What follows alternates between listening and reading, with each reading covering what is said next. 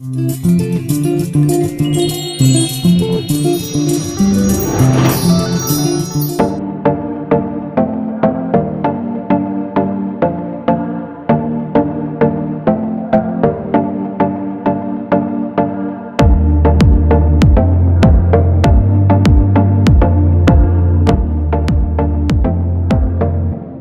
الخير، اهلا بيكم في حلقه جديده من برنامج افرض.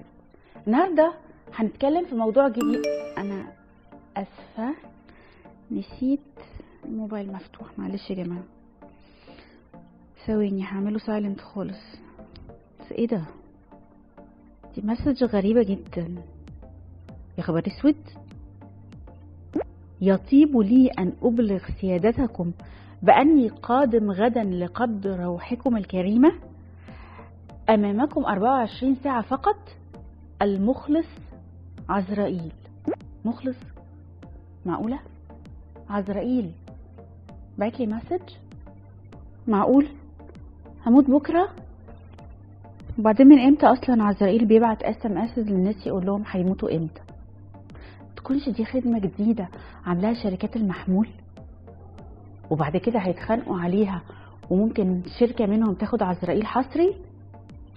ما علينا. انت كاتب لي المخلص. مخلص ايه ده؟ المخلص. ما علينا.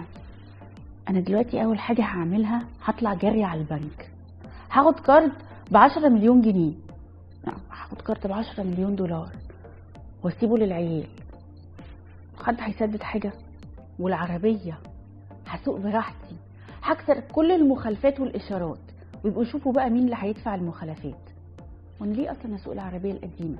انا هروح بكره من بدري اشتري اغلى عربيه في السوق وبالقسط، يشوفوا مين اللي هيدفع لهم الاقساط.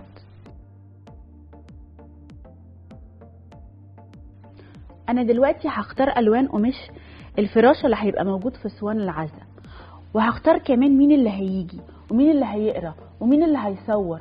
لازم اعمل جنازه وعزا ما اتعملوش في مصر، ولازم ادي كمان الاخبار والتلفزيونات من دلوقتي الخبر.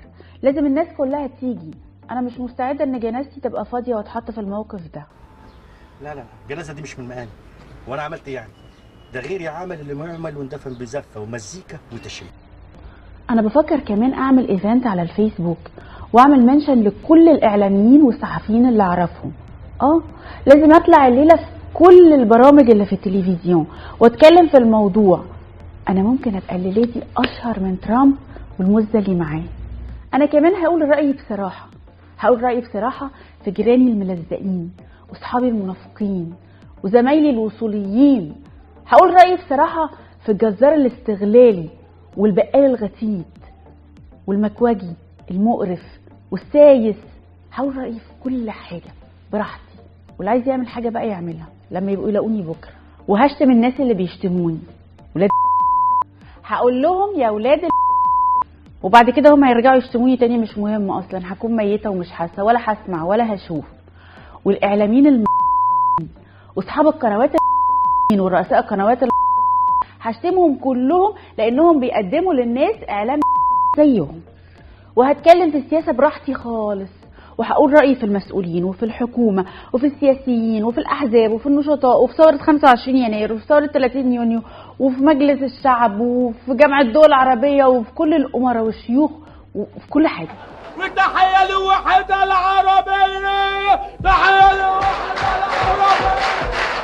وهنزل على وسط البلد على كل عربيات الكبده والسجق ولحمه، لا ايه لحمه الراس ضيعه، عربيات الكبده والسجق، كل الحاجات اللي بتجيب تلوث، وهاكل منها عادي جدا. هيحصل لي ايه يعني؟ ما انا اصلا هموت. ولا انا ايه اللي ينزلني اصلا محلات الكبده والسجق؟ انا هروح اكبر اوتيل في البلد، احجز جناح واطلب العشاء الملكي. ايه العشاء الملكي ده يا اخوي؟ مش مهم اصلا عشاء ملكي ولا عشاء فقري. المهم ان انا هلغمص واكل كل اللي انا عايزاه وطز في الدايت اللي ذليلني بقاله سنين. والدايت ماليش فيه. طب يا ترى ايه طموح الرجاله في الموضوع ده؟ يعني لو راجل جات له المسج دي ممكن يعمل ايه؟ انا متهيألي اول حاجه هيعملها ان هو هيطلق مراته ويتجوز عليها عشان ينتقم لنفسه من سنين العذاب والبهدله والمرمطه والزن ورايح فين وجاي منين وبتودي فلوسك فين وهنجيب ايه لماما في عيد الام. ولان الجواز زي ما بيقولوا عامل زي الحمامات العموميه، اللي جوه مش طايق واللي بره مش قادر يستنى، فاكيد لو الراجل اللي بنتكلم عليه كان خاطب مش هيرضى ابدا يموت ويطلع السر الالهي قبل ما يتجوز. اما بقى لو بنتكلم عن شاب صغير عنده امتحانات ومذاكره، فاكيد ما هيصدق ويقضي الليله كلها لعب وتنطيط وجام وخروجات مع اصحابه. اما بالنسبه للموظفين، ففي اكيد موظفين هيحبوا ينتقموا من زمايلهم العصافير، هيروحوا يفتنوا عليهم، مش بعيد يرفعوا عليهم قضايا ويفتحوهم في الرشاوي اللي خدوها مع بعض. وطبعا مفيش حد من الرجاله اللي هتجيلهم الرساله دي هيرد على تليفون المدير بتاعه، يقرفوا بقى ويصدقوا مواعيد الشغل والتارجت اللي ما اتحققش. ده مش بعيد الواحد من دول يطلع يجري على الشغل ويمسك المدير يرنه علقه قدام الموظفين، عادي جدا. في ناس تانية لما تجيلها الرساله دي هتطلع تجري على الجامع او على الكنيسه او على المعبد، هتقعد تعيط وتصلي وتدعي ربنا يغفر لها كل اللي فات. يمكن يتبرعوا بكل فلوسهم، يمكن يصوموا عشان لما يموتوا في اليوم ده يموتوا وهم صايمين. هيعيط من الايمان والتقوى. اعرف صديق بدون ذكر اسماء بخيل الجلده، بقاله 100 سنه بيحوش، لا متجوز ولا مصاحب ولا عنده اهل ولا عيله ولا عيل ولا تايل، اهو ده نايم على خميره يجي ب5 مليون جنيه، ده غير العقارات. اجري بسرعه طلع فلوسك اللي تحت البلاطه ومتع نفسك، الفلوس دي هتاخدها الحكومه او هتاكلها الفيران. طلع الفلوس وانبسط وكل واشرب وبعزق براحتك، مش معقول هتموت قبل ما تصرف شقة عمرك. على ذكر الأصدقاء، ليا صديق مغرم بصفينار.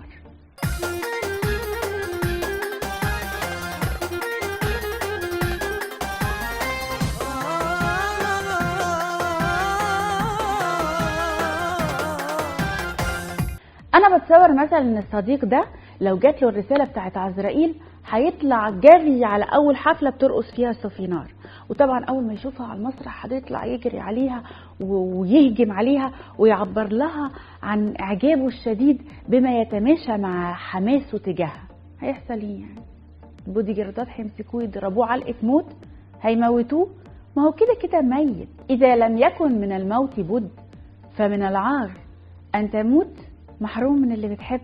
واحد تاني اعرفه برضو متهيألي لو جات له الرساله دي اكتر حاجه هيبقى مشغول بيها ان هو يعمل ايفنت على الفيسبوك ويعمل بوست يمنشن فيه كل اصحابه ويقعد بقى يتوت على تويتر، ده مش بعيد يتصور وهو ميت كبروفا يعني.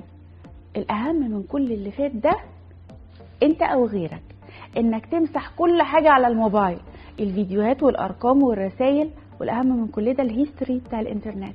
اما بقى لو كان شخص رومانسي زياده عن اللزوم وبيموت في حبيبته زي ديكابريو في فيلم تايتانيك، فاكيد مش هيغلط غلطه ديكابريو ويموت ويسيبها لواحد تاني.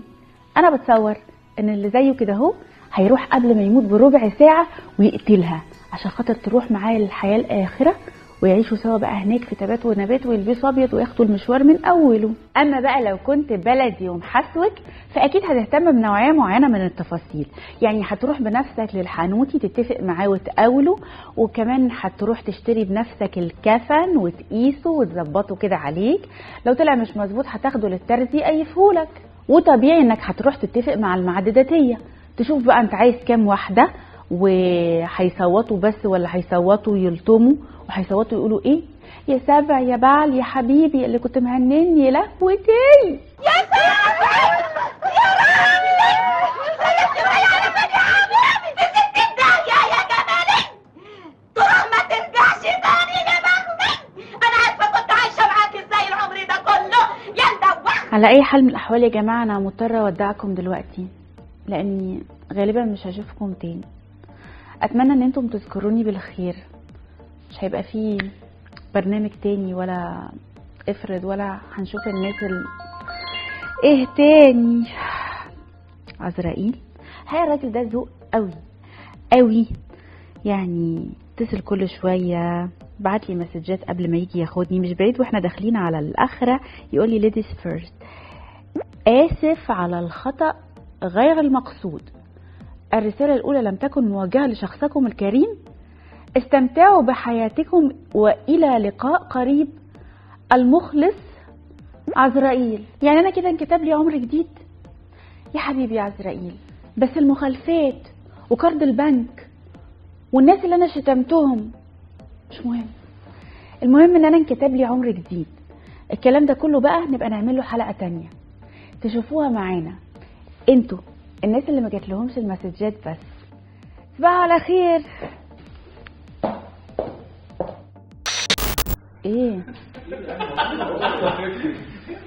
ايه انا مش حاسه خالص ان ادائي ده بتاع حد هيموت، ادائي ده بتاع حد عايز يدخل ينام وعايز يخلص. حد بقى عايز ايه بصراحه يعني؟ تقولوا عايزين تناموا. هقول رايي بصراحه في من الاول اللي بيقدموا. الراجل ده بيقول ايه؟ بقول له احتمال ما اشوفوش تاني، يقول لي اكيد.